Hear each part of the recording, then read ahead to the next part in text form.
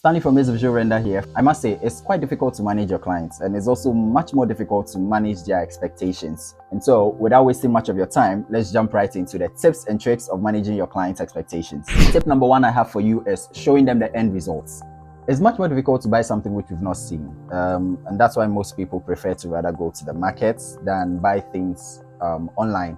But up until like 2 years ago, the shift has been massive because now most people prefer to buy things online, and I would say that is because online market has also adapted to the use of showing what the end results are. So people are taking better pictures, people are doing better visualizations.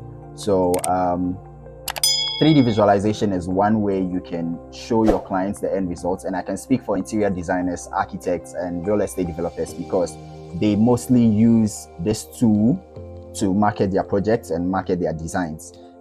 It goes a long way to let the clients know what the end project would look like without like having things or thinking about what it would look like when most of the time when the architect starts talking like, oh, and so you're going to have this type of door over here, maybe a flash door, and it's going to swing this way.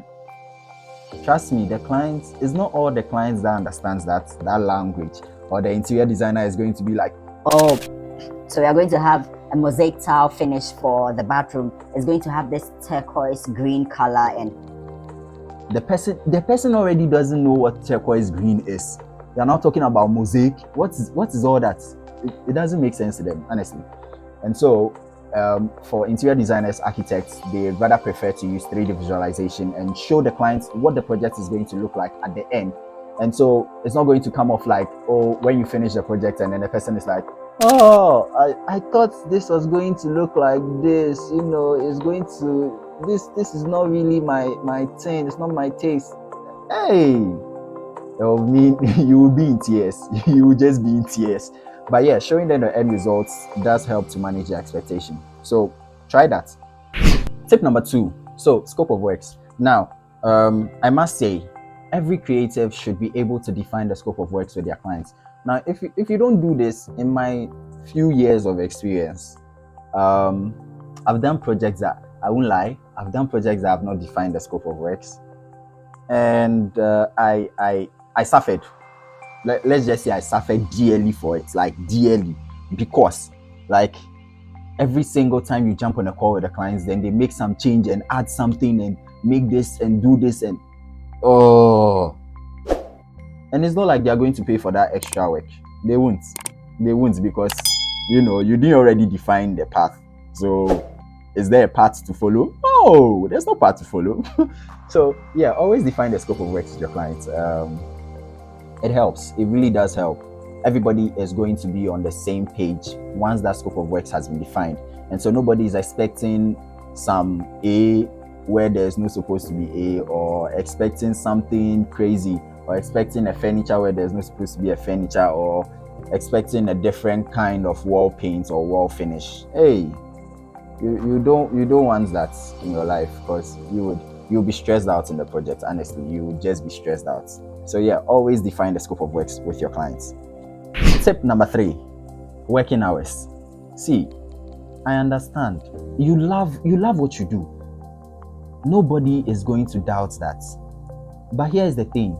You cannot overwork yourself because you love what you do. Always let the clients know what the working hours are.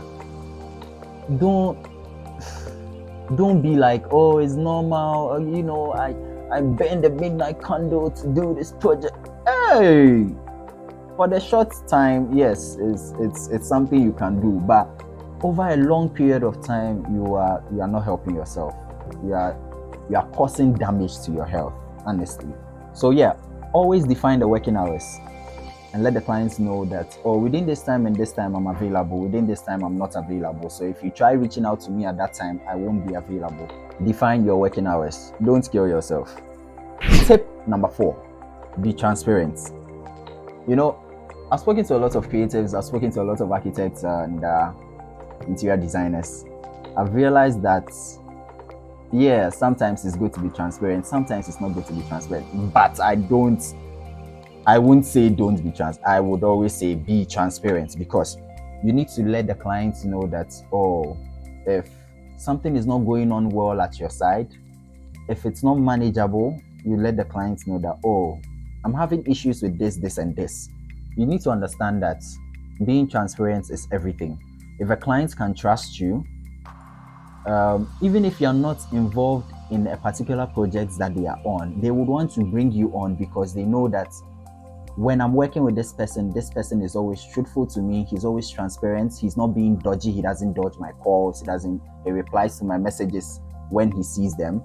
And they respect that a lot and they appreciate and love that a lot. So always be transparent with your clients. It goes a long way, trust me. For the short while, you could be like, oh, I'm not going to be, or you are trying to defend certain things and dodge certain things. It's not going to help you. So that brings us to the end of tips and tricks of managing your client's expectation. If you like the video, please don't forget to give me a thumbs up. If you think I missed a tip, let me know in the comment section down below. And which of the tips and tricks have you been using in your business? If you've not been using any, then let me know what you've been using, because I'm very interested. If you super exceedingly like this video and want others to benefit from it, please don't forget to share it. Subscribe to this channel for more content like this. And don't forget, live a stress-free creative life. Stay safe.